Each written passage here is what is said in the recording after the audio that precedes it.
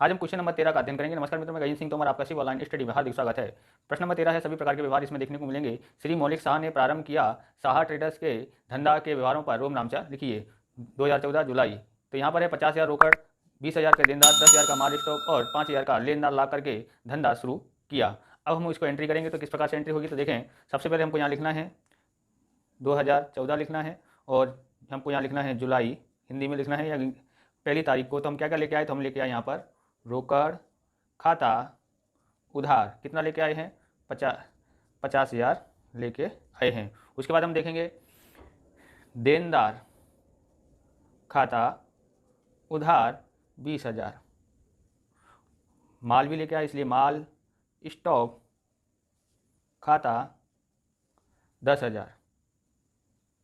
Okay, लेनदार क्या होगा, अगर देनदार लेके आते हैं तो उधार में लिखते हैं, लेकिन लेनदार लेके आए हैं यानी हमारा हमको किसी को पैसा चुकाना है तो हमारा जमा में हो जाएगा लेनदार खाते का। तो यहाँ पर हम लिखेंगे कितना लेनदार है, तो 5,000 के लेनदार हैं। और पूंजी खाते का, पूंजी खाते का, तो इन सबको जोड़ेंगे तो हमारा कितना हो जाता है, तो ये होगा 70 और 10 80, 80 में से ये 5 घटा दे तो 75,000 हमारा आया। हम यहाँ देखेंगे तो यहाँ विवरण में हम क्या लिखेंगे, मैं लिखता नहीं हूँ जिससे आपका टाइम बचे। तो विवरण में क्या आएगा कि रोकड़ देनदार माल का स्टॉक तथा लेनदार से व्यापार प्रारंभ किया। तो यहाँ पर विवरण लिखना है, लिखना जरूरी है। अब हम देखते हैं कौन सी तारीख है, 2 तारीख है। तो 2 तारीख में क्या लिखा है, तो देखते हैं यहाँ पर 2 तारीख में लिखा है विजया बैंक में 20,000 रोकड़ भरकर खाता खुलवाया। तो 20,000 रोकड़ भर के खाता खुलवाया तो बैंक में पैसा गया है, तो यहाँ पर बैंक का नाम दिया इसलिए लिखेंगे विजया बैंक खाता उधार। कितना बैंक में गया पैसा, तो 20,000 गया है, 20,000 लिखा। रोकड़ हमने दिया है उधर से तो इसलिए रोकड़ गया, रोकड़ खाते का। नियम तो याद है ना आपको, आए तो उधार जाए तो जमा।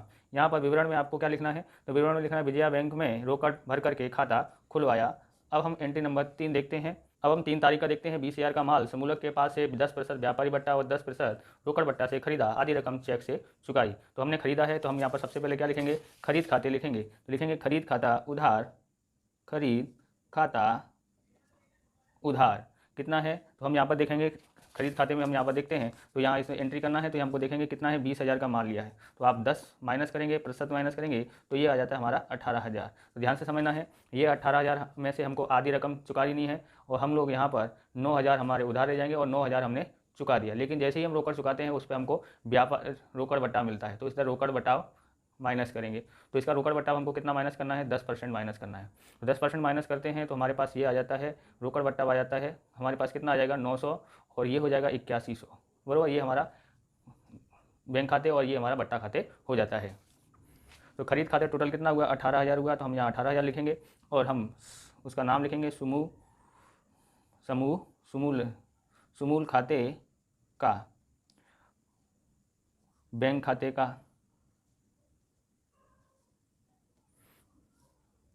तो कितना है इधर है तो 9,000 है और बैंक से कितना भरा 8100 और हमको रोकड़ बट्टा मिला इसलिए बट्टा खाते का बट्टा कितना मिला हमको 900 मिला।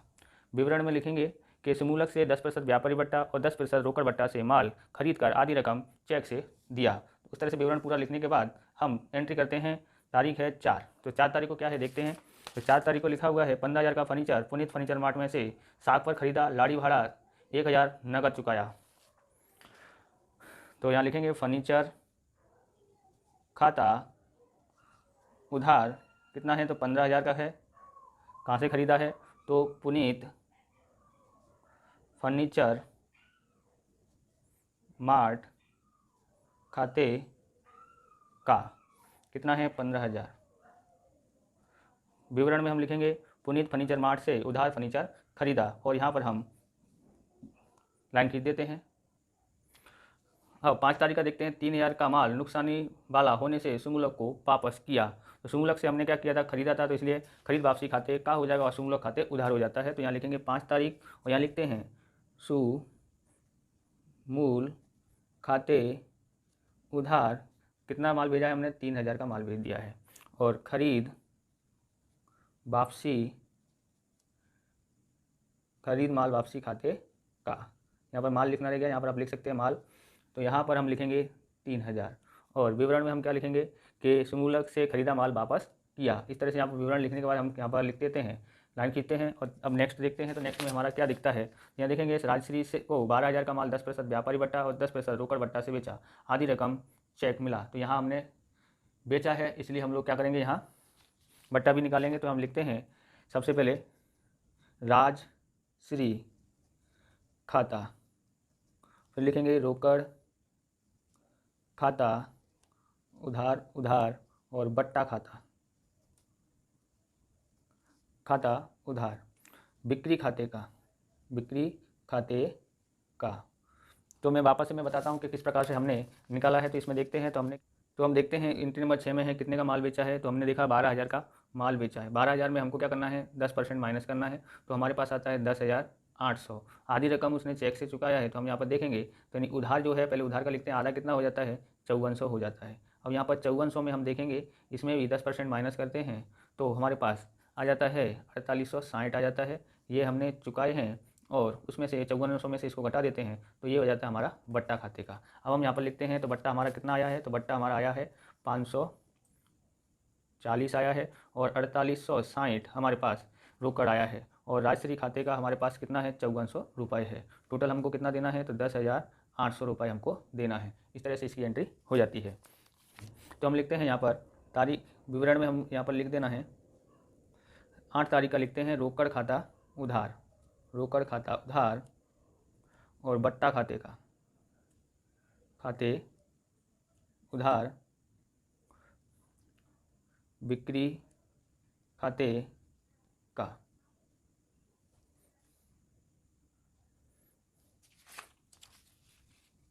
हम 8 तारीख का देखते हैं। तो 8 तारीख में लिखा है महेंद्र को 15,000 का माल 10% व्यापारी बट्टा और 10% रोकड़ बट्टा से बेचा है। तो हम लोग यहाँ पर एंट्री करके मैं लिखता हूँ कि क्या लिखा है मैंने, कि रोकड़ खाते उधार, बट्टा खाते का, कौन सा बट्टा, रोकड़ बट्टा हमको लिखा जाता है इसलिए वो लिखेंगे, और बिक्री खाते का। अब मैं आपको बताता हूँ कि किस प्रकार से निकालना है। तो यहाँ पर देखेंगे हम लोग, तो यहाँ मैं देखता हूँ कि 15,000 है। सबसे पहले 15,000 में से 10% व्यापारी बट्टा को माइनस करते हैं तो हमारे पास जो भी आएगा, जो आंसर आएगा, या फिर आप ऐसे कर दें फिर से 10% घटा दें तो आपको बट्टा मिल जाएगा। ओके, जैसे हम लोग यहाँ पर करते हैं, सबसे पहले 15,000 में से 10% घटाते हैं तो 13,500 आता है। उसमें से 10% घटाते हैं तो हमारे पास आता है 12,150 और बट्टे का कितना आता है, 1,350। अब इसकी हम एंट्री लिख देंगे। तो यहाँ पर देखते हैं कि कैसी एंट्री लिखनी है। तो यहाँ पर हमने लिखा कि बिक्री खाते का 13,500 लिख देते हैं और यहाँ बट्टा कितना आया है, 1,350 आया है, ये आया है 12,150।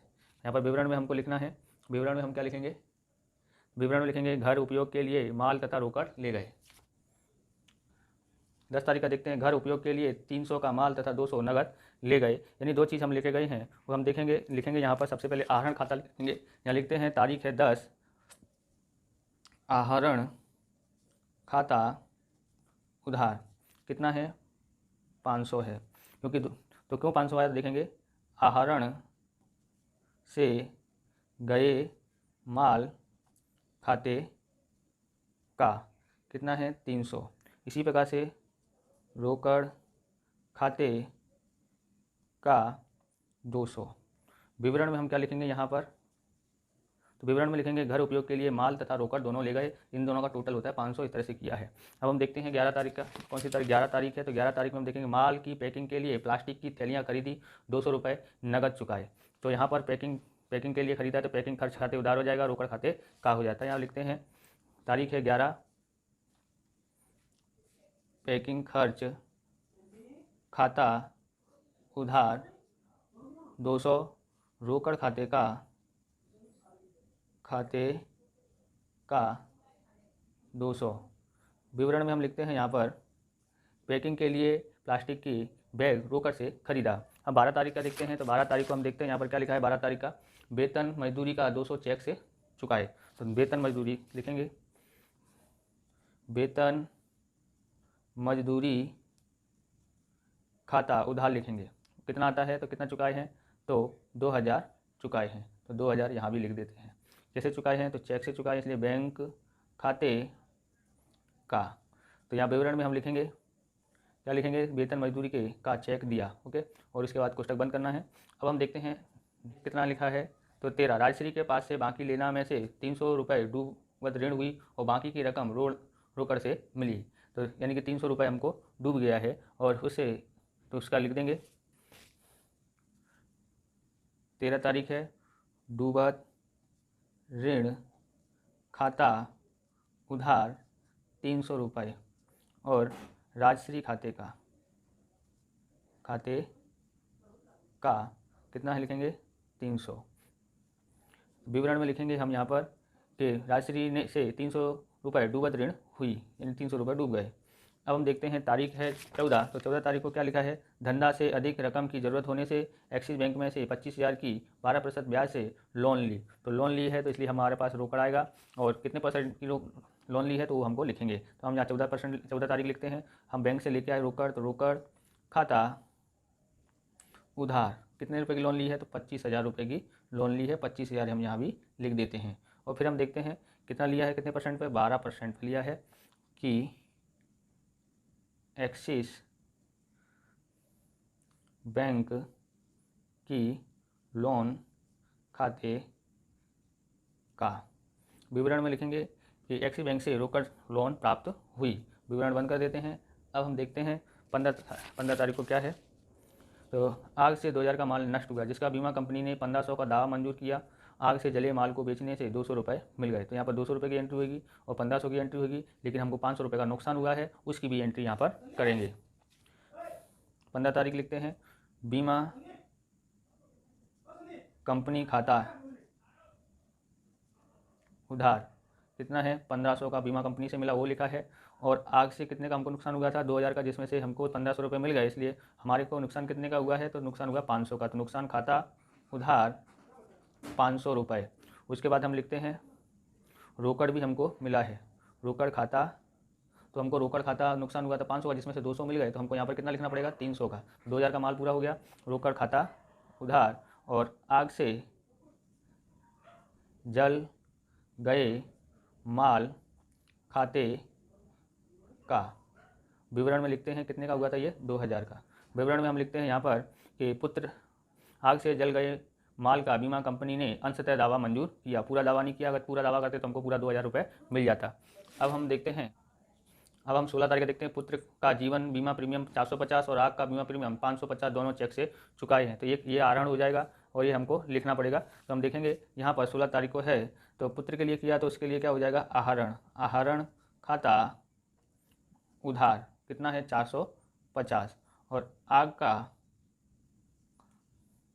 बीमा प्रीमियम खाता 550 लिख देते हैं। बैंक खाते का कितना होगा, टोटल मारते हैं तो ये हो जाता है हमारा 1000 हो जाता है। या विवरण में हम लिखते हैं पुत्र का जीवन बीमा प्रीमियम और आग का बीमा प्रीमियम चेक से चुकाया, और उसके बाद लाइन खींच देते हैं।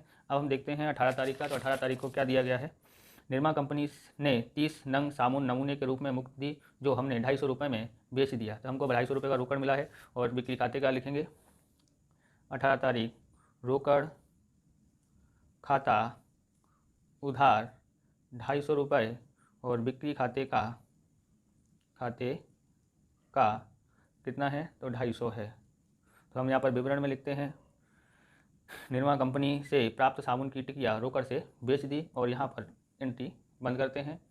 अब हम 20 तारीख का देखते हैं, राजश्री के पास डूबत ऋण वापसी के 100 रुपये मिले। जो हमारा पहले डूब गया था उससे 100 रुपये हमको वापस मिले हैं। तो हम यहाँ पर लिखेंगे 20 तारीख का रोकड़ खाता उधार कितना है, 100 रुपये, और डूबत ऋण वापसी खाते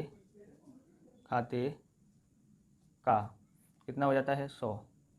विवरण में लिखते हैं राजश्री के पास से आप लिखित डूबत ऋण के 100 रुपये वापस मिले, उस तरह से इसको बंद कर देते हैं। अब देखते हैं 25 तारीख का देखते हैं, तो 25 तारीख को हमारे पास क्या, एक्सिस बैंक की लोन पर 250 रुपये बैंक ने वसूल किया, यानी बैंक ने 250 रुपये हमसे ले लिए हैं। तो हम क्या लिखेंगे, 25 तारीख का लिखेंगे लोन पर ब्याज खाता उधार 250 रुपये, और उसमें लिखेंगे एक्सिस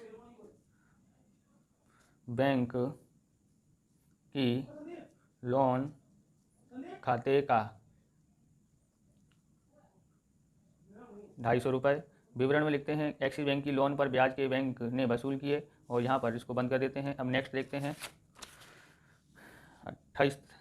25 तारीख हो गया। 28 तारीख निजी मकान की धुलाई पर खर्च 2,000 तथा दुकान धुलाई का खर्च 1,000 चुकाया, तो एक आहरण हो जाता है।